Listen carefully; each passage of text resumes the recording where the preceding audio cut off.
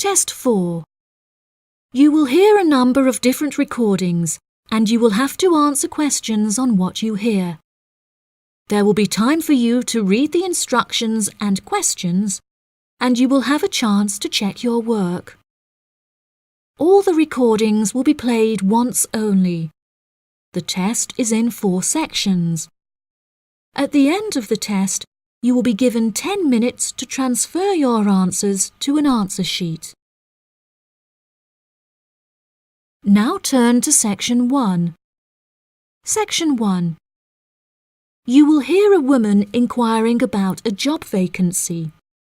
First, you have some time to look at questions 1 to 4.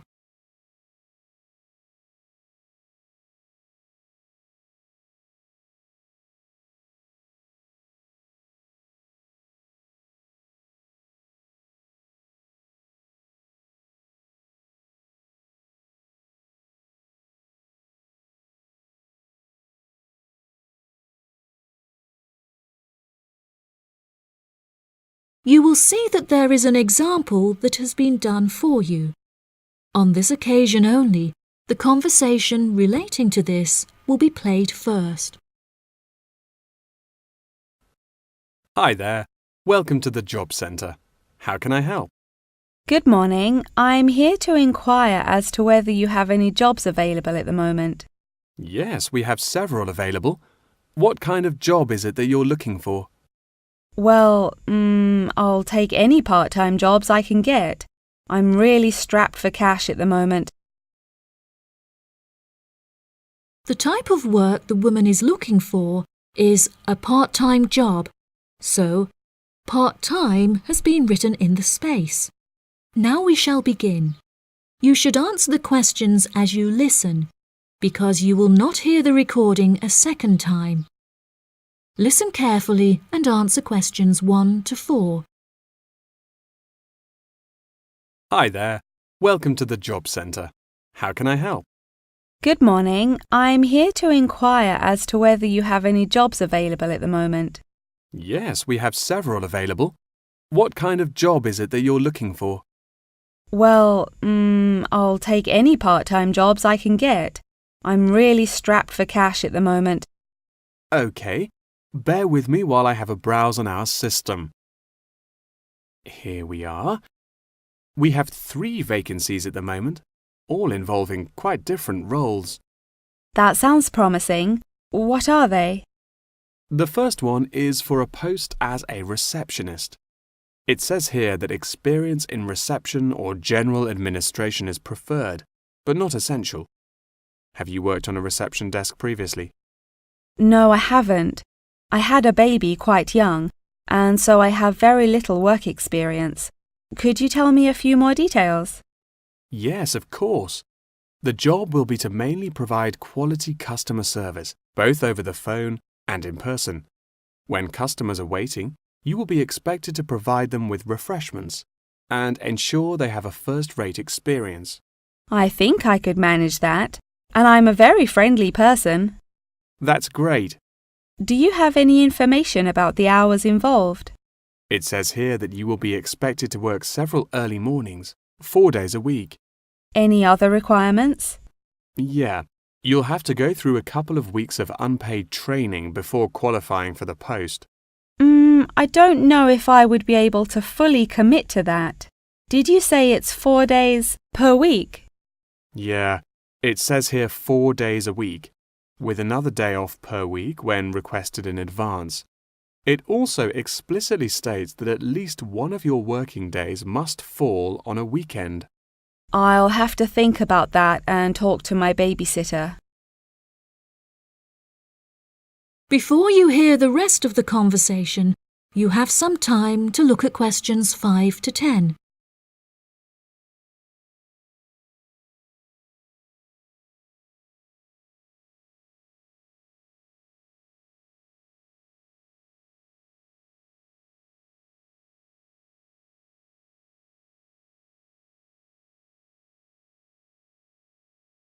Now listen and answer questions 5 to 10. Are there any other roles beginning later in the day? Yes, There's an advertisement here for a driver. It says you'll need a clean and valid UK driver's licence, with absolutely no exception. No problems there. I passed my test first time and have never received any points. It also explicitly states that you must be over 25 and have been driving for at least 6 years.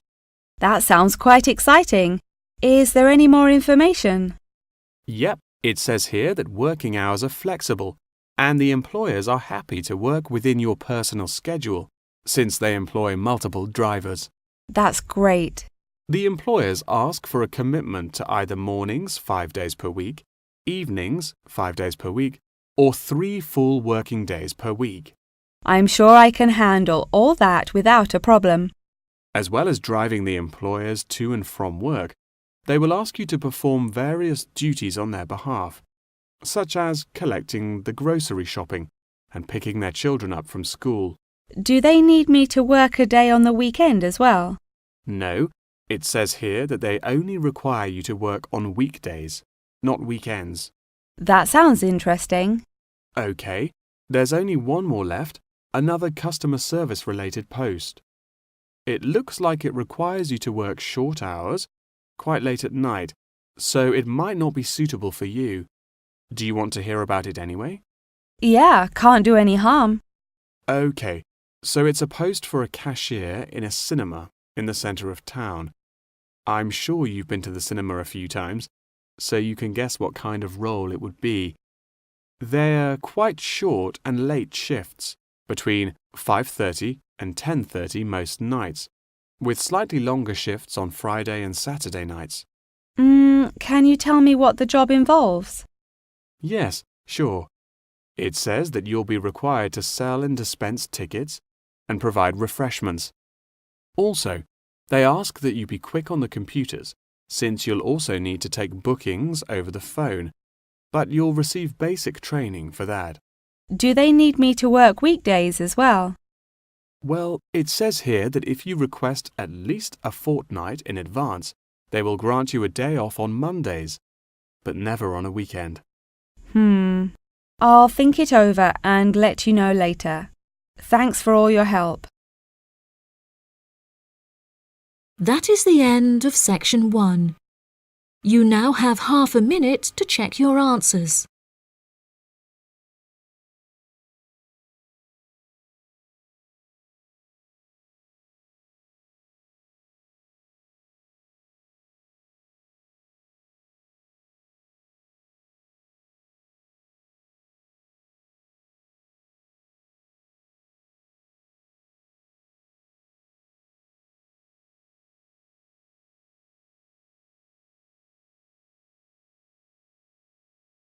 Now turn to section 2.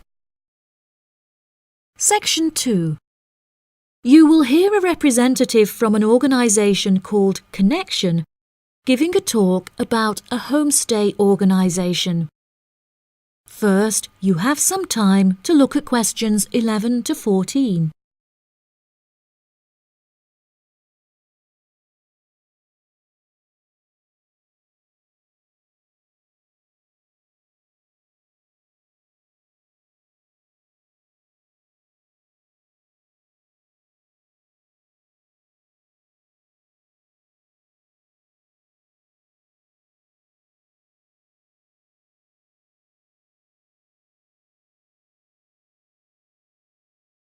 Now listen carefully and answer questions 11 to 14. Thank you all for coming to my talk this evening. It's nice to see so many people in the audience. For those of you who don't know very much about Connection, let me start by giving you some background information about it. Connection is a British organisation that facilitates homestays all over the globe. This organisation prides itself on matching tens of thousands of host families with guests every single year, allowing travellers to discover a country's culture in a way like no other. Homestays are ideal for both travellers and homeowners, enabling intercultural exchanges and the development of lifelong friendships while providing travellers with often discounted accommodation costs and host families with a steady income from the comfort of their own homes. The homestay experience is particularly popular with university exchange students looking for a more genuine insight into their country of choice and an unrivaled opportunity to develop their language skills. The homestay experience is truly unique and once in a lifetime, and one that you will likely remember for the rest of your lives. It is important to note, however, that some people will find it difficult to adapt to the new country, with many enduring what is known as culture shock. Connection's advice for those suffering from culture shock is to go out and make as many friends as possible, no matter how difficult you may find it. Friends are guaranteed to help you feel more integrated as part of the local society and show you some great places to hang out. At first, it might seem extremely challenging to overcome the language barrier between you and your host family. However, you will find that you quickly overcome this and develop a very close and almost familial relationship. Many of our travellers have suggested that they have found discussing their hobbies and other interests with their host families is the best way to overcome any barriers, since you are more likely to find something you share in common. For example, you might find that you are both passionate about football and end up playing in the local field every week. One of our guests undertaking a homestay in a rural area of the UK told us that she and her host now take a Tai Chi class together upon a hilltop at sunrise, calling the experience absolutely breathtaking. After the first few weeks, you will find your understanding of the people around you and their culture deepens by leaps and bounds, and you will soon become one of the locals. Our hosts in over 140 countries turn a location into a culture, time into experience, and strangers into friends. Before you hear the rest of the talk, you have some time to look at questions 15 to 20.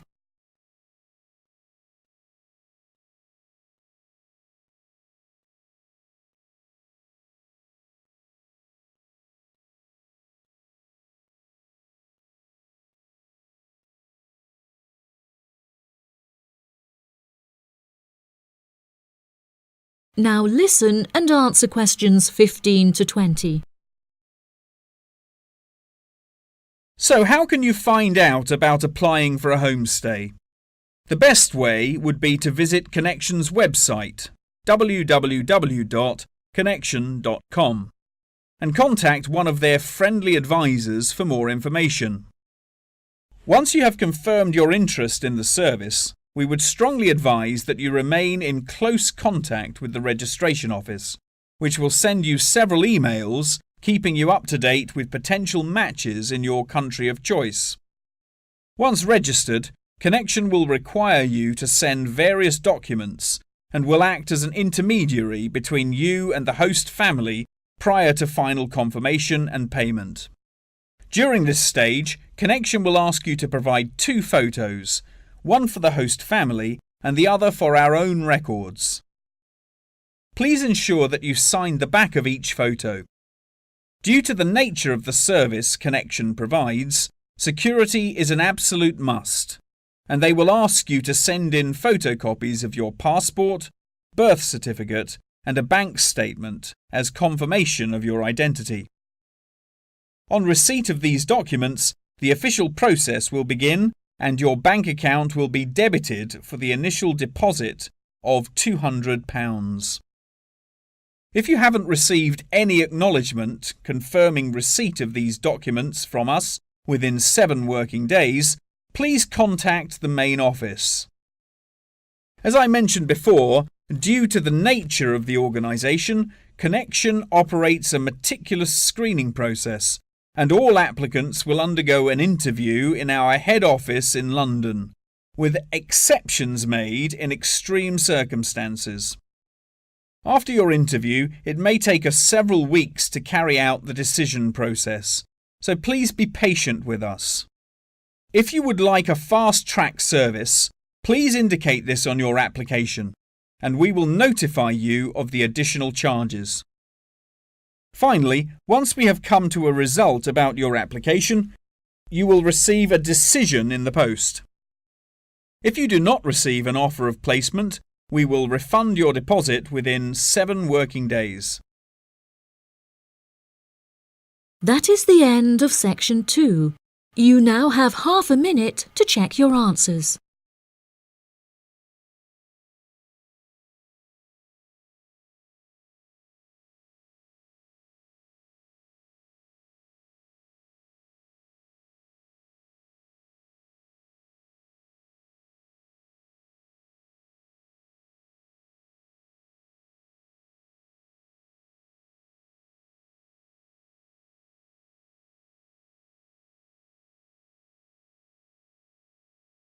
Now turn to section 3. Section 3. You will hear a conversation between 2 students and their professor discussing an essay. First, you have some time to look at questions 21 to 26.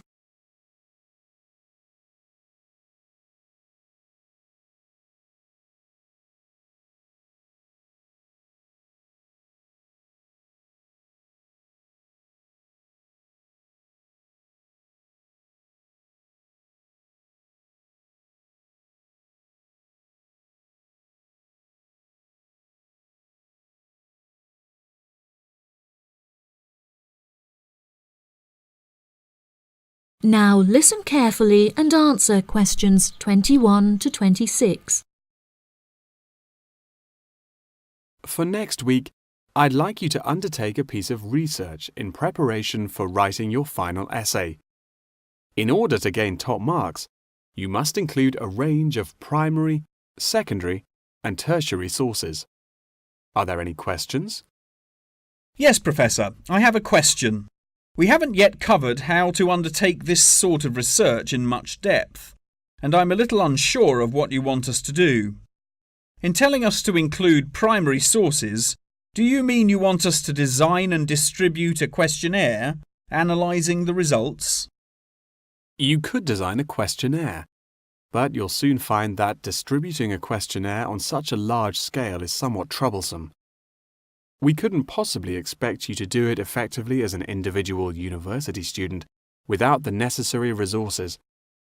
No, ideally, I would like you to form 1 or 2 focus groups and interview them. This will provide you with a more qualitative approach. If your strengths lie in mathematics, please by all means take a more quantitative approach, but this will be more strenuous and time-consuming and isn't entirely necessary for the purpose of this study. Professor, you haven't told us what our project is about. Do we get to choose our own topic based on the previous study? No, I'm afraid not. This will be a strictly Australian study. However, you can choose which angle you'd like to take, so long as it remains within the realm of anthropology. Does anyone have any questions specifically about the formation of the focus groups? I'd had several emails about this, and I'd like to address it now.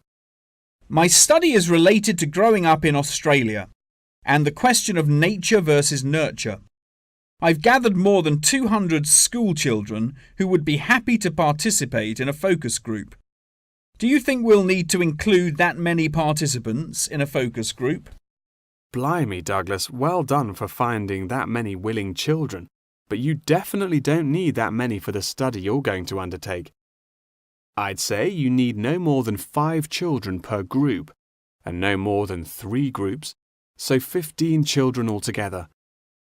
You definitely need to control the group size in order to generate a meaningful dialogue. OK, if it's useful, I'll try and do it. I appreciate your enthusiasm for the project, but there are plenty of different ways to gather data, and I'm sure that if you look hard enough, you'll find someone who has conducted almost the exact same research in the past. My advice for you is don't be too ambitious and try to include as much information about various people or sectors.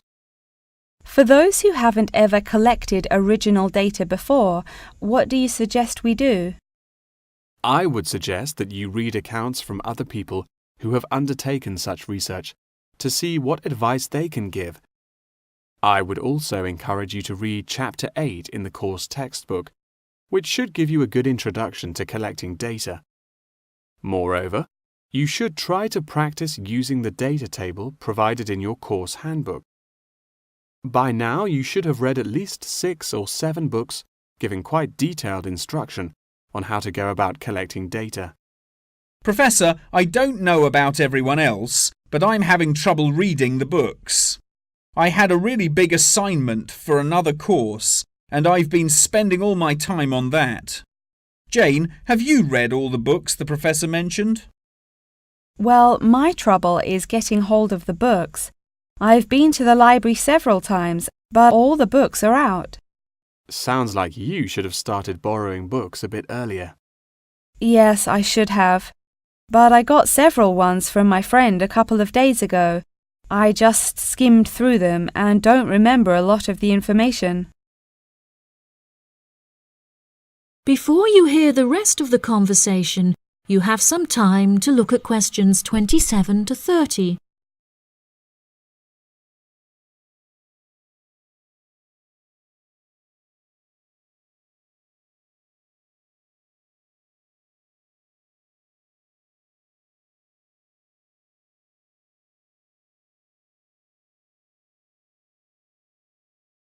Now listen and answer questions 27 to 30. But now let's look at these things. We'll need to start thinking about which ones we'll definitely want to do for the project. OK, the first one here is the final report. If you like, we can work together on the research and data collection side of the project and doing the final write-up. Cool, that sounds good. I'm not sure how much I'd be able to contribute considering I haven't had a chance to read the course material, but I should be able to prepare some sheets and a list of questions that can be used during the focus group sessions. That sounds appropriate. I think so too. Do you think we'll need to write a letter to send to the participants, telling them the time and place for the interviews? Positive. I can take care of that. Well, that's great. I should also include a document for them to sign saying that they're happy to be voice recorded. Oh yes, of course, I forgot about the transcript. That'll likely be a big job, so let's do half each. I'll do one of the groups and you can do the other, OK? Sounds like a plan. That is the end of section 3. You now have half a minute to check your answers.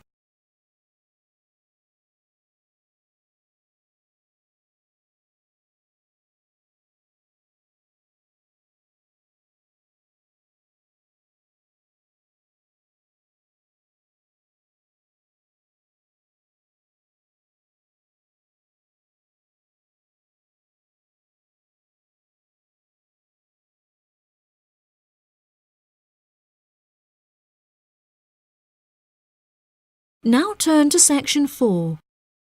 Section 4. You will hear a talk on the research of the graphical symbol. First, you have some time to look at questions 31 to 40.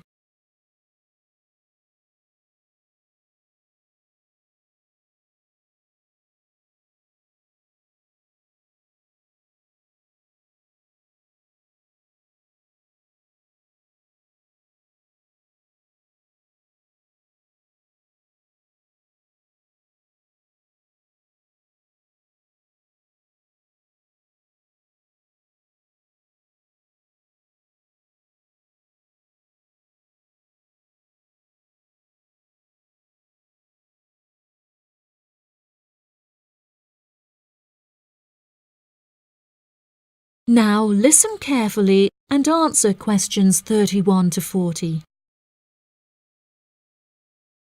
Good morning, everyone. Today I'm going to talk about the graphical symbol. A graphic symbol is a written symbol that is used to represent speech. such as those used in the Greek alphabet. The term graphic symbol encompasses anything from the logographs used in Egyptian hieroglyphic writing to ancient Chinese pictograms. Early symbols were based on pictographs and ideograms before they were developed into logographic writing systems. These systems are still in use in some non-literate cultures in Africa, the Americas, and Oceania. Indeed, elements of pictography are still found in modern Chinese characters, and it is often an interesting exercise to trace the origins of some Chinese characters.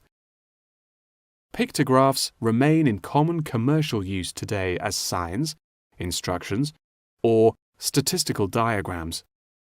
Road signs and public toilet signs, and even flat pack assembly instructions utilizing pictures, are considered pictographic.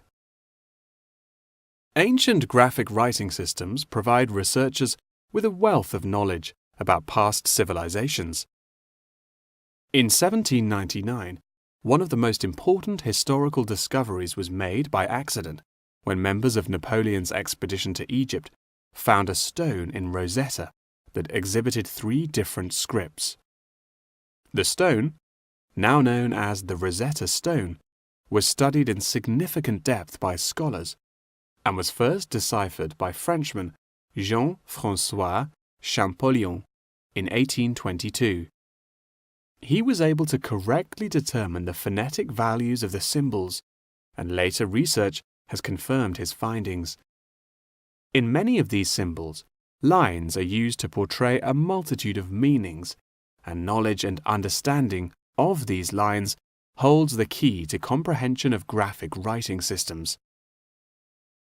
A key moment in the history of communication was the invention of the camera obscura, or camera. Although the concept can be traced back to the 5th century BC Chinese philosopher Mo Ti, the first photographic image was ultimately created in 1826 by Joseph Nicéphore Nicéph. Photography, as it was later known, enables researchers to piece together and better understand history. Today, photography forms a huge part of everyday life, and most publications contain a vast number of photographs. Photography is used in advertising and is now becoming a way to increase awareness of existing world issues. For example, animal welfare charities are increasingly using photography to advertise animals that are at high risk of endangerment. Charity workers are sometimes flown to far-flung locations to document the suffering endured by high-risk animals in an attempt to raise human awareness of their consumption activities and how they impact others. One recent high-profile campaign was undertaken by attaching a camera to the foot of a bird in order to obtain photographs of the animals in their natural habitats and understand how often they come into contact with human waste. A soon-to-be-released documentary about the suffering of animals on Midway Island shows the full extent to which human consumption is harming animals thousands of miles away from us.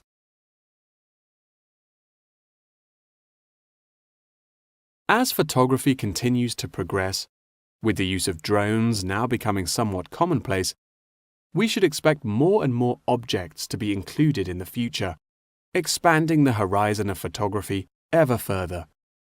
Indeed, the downward pressure on traditional media prices means that media companies are being forced to get creative on how to make a profit. Many have found that the answer to this lies in advertising, and companies are now willing to devote a large portion of their budgets to advertising in newspapers. By the same token, marketing has become an essential part of a company's business model, often meaning the success or failure of a company. As a result, much time and money has been pumped into the development of effective branding, with attractive packaging playing a large role in this.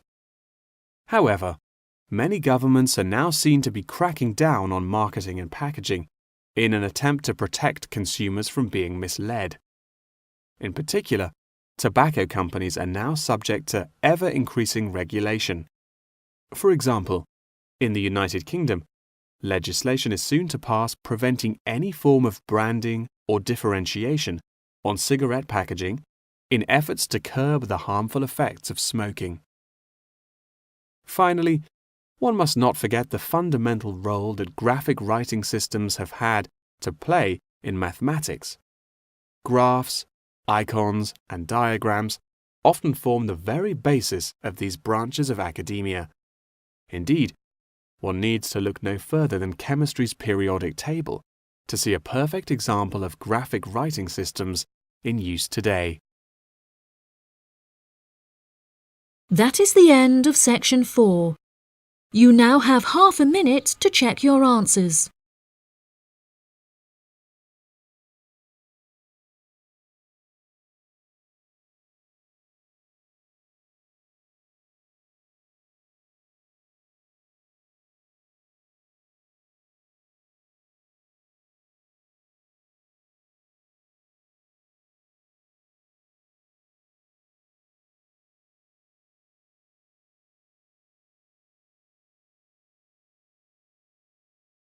That is the end of the listening test. In the IELTS test, you will now have 10 minutes to transfer your answers to the answer sheet.